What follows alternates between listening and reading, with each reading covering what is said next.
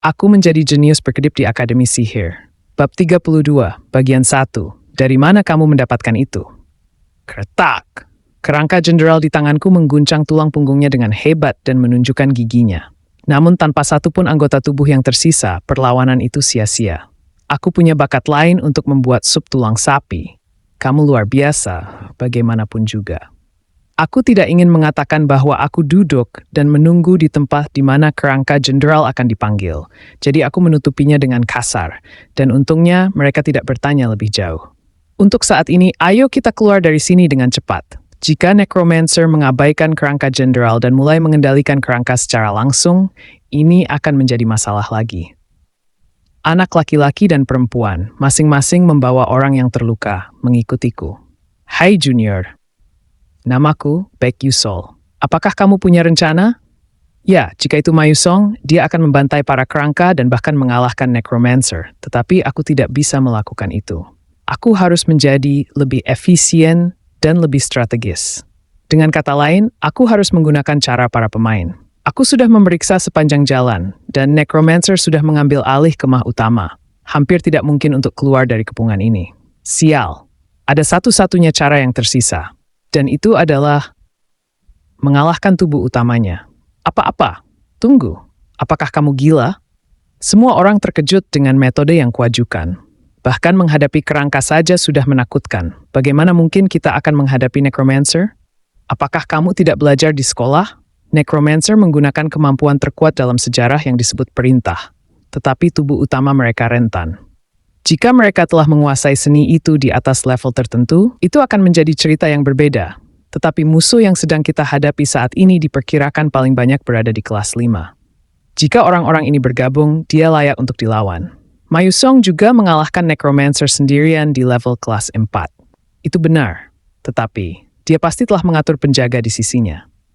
Aku rasa begitu. Sebenarnya aku tahu persis berapa banyak penjaga yang ada di sana. Ada 1 kerangka jenderal, 6 kerangka elit, dan 50 prajurit kerangka biasa. Jumlah itu akan terus bertambah seiring berjalannya waktu. Kesempatan ini terbatas. Necromancer berada pada titik terlemahnya sekarang, karena dia belum tumbuh dalam kekuatan. Namun, aku dengan sengaja berpura-pura tidak mengetahui fakta itu.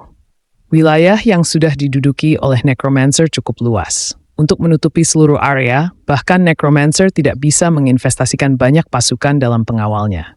Kamu punya poin, tetapi tidak ada jaminan bahwa kita akan bisa menang, kan? Kita bisa menang.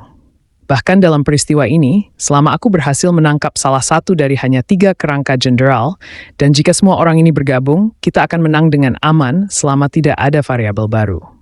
Namun, masalahnya adalah bagaimana membujuk mereka. Terlepas dari kepastianku, mereka akan melompat ke medan perang yang tidak pasti. Itu mungkin. Jawabannya tidak diucapkan olehku, tetapi Edna sebagai gantinya. Dia berjuang untuk membuka mulutnya sambil menyimpan dendamnya. Meskipun dia terlihat sedikit kurang berpengalaman, dia adalah seseorang yang tahu lebih banyak dalam hal pertempuran dan strategi daripada kita. Dia mungkin memiliki lebih banyak pengalaman daripada para senior kita.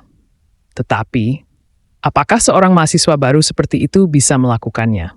Tentu saja aku tidak bisa. Tidak, omong kosong apa yang dia bicarakan. Apa maksudmu aku pandai dalam pertempuran? Bisakah kamu terdengar sedikit lebih meyakinkan? Tampaknya kamu berbohong hanya karena situasinya seperti ini dan siapa yang akan percaya itu. Tetapi yang mengejutkan, Hong Bion setuju. Memang, aku pikir ini mungkin berhasil.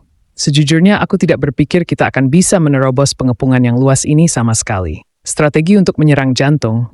Bahkan Necromancer tidak akan mengharapkannya. Aku pikir ini bisa dilakukan.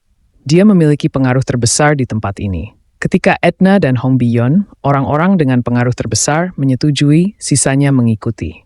Wah, aku tidak tahu apa yang kamu percayai, tetapi tidak ada cara bagi kita untuk keluar sendiri, jadi kita mungkin harus bekerja sama. Haha, aku menyukai pertarungan sejak awal. Sial, kamu berisik. Ben dengan tenang mengatur situasi sambil memarahi Denmark. Cepat beri penjelasan tentang operasinya. Menunjuk ke kerangka jenderal, aku berkata, dikatakan bahwa itu sementara mengambil alih kemampuan untuk mengendalikan kerangka. Tetapi ketika Necromancer menyadari ketidakcocokan dan mulai mencarinya, itu semua akan sama bahwa pada akhirnya ini akan menjadi sulit. Seharusnya begitu. Aku melakukan kontak mata dengan setiap orang yang berkumpul di sini. Sangat membebani mereka untuk mempercayai diriku dan ikut serta dalam medan perang. Tetapi ada satu fakta yang aku rasakan dengan tajam dari pengalaman di tebing beku. Jika musuh mencoba membunuhmu, kamu harus merespons dengan tekad untuk membunuh musuh. Tidak peduli seberapa menakutkan dan kuatnya dia, jika kamu tidak melakukan itu, kamu tidak akan pernah bertahan hidup. Bae-hyuk adalah seorang necromancer kelas 5 dari Menara Penyihir Gelap dan seorang penyihir gelap yang tergabung dalam Persatuan Iblis Gelap. Sebenarnya, sebagian besar necromancer tidak bisa hidup di dunia sihir, sehingga menjadi penyihir gelap tidak terhindarkan.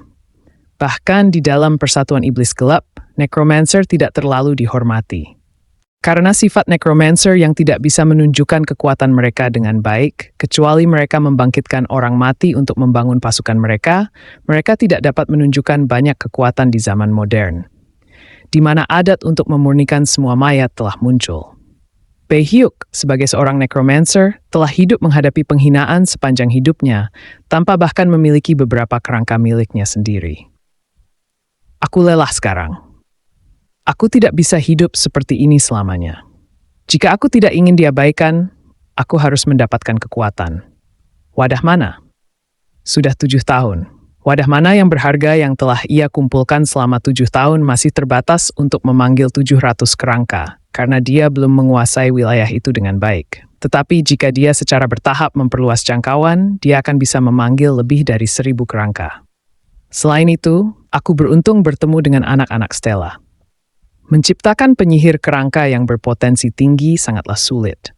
Semua murid itu adalah pria dan wanita tampan, dan jika dia mengubah mereka menjadi mayat hidup sambil mempertahankan penampilan aslinya, itu akan menjadi koleksi yang bisa dia banggakan sebagai seorang pengumpul mayat. Tangkap mereka dulu. Tidak masalah jika kamu membunuh mereka. Bahkan di dunia sihir, jika dia bisa memanggil seorang ksatria legendaris, ksatria kematian, seorang makhluk langka yang mahir dengan pedang, itu akan menjadi prestasi yang patut diperhatikan. Makhluk terkuat yang bisa dia panggil hanyalah kerangka jenderal. Namun, apa? Aku tiba-tiba kehilangan indera. Berkat kemampuan necromancer untuk berbagi penglihatan dengan kerangka, dia bisa menyaksikan murid-murid Stella roboh secara langsung. Namun, pandangan itu tiba-tiba terhalang. Tidak mungkin lagi untuk menemukan mereka, mendengar suara, atau mengamati situasi mereka. Seolah-olah antena telah diambil. Tidak mungkin. Sejauh ini, dia belum mengerahkan kekuatannya dalam kendali langsung karena dia fokus memperluas wilayahnya. Tetapi jika seseorang telah merebut kerangka jenderal, ceritanya akan berbeda. Setelah menghentikan sementara perluasan wilayahnya dan menyebarkan inderanya, penglihatan kerangka kembali. Di mana kamu? Di mana kamu?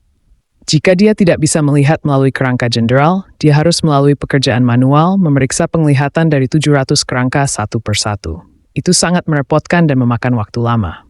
Sial!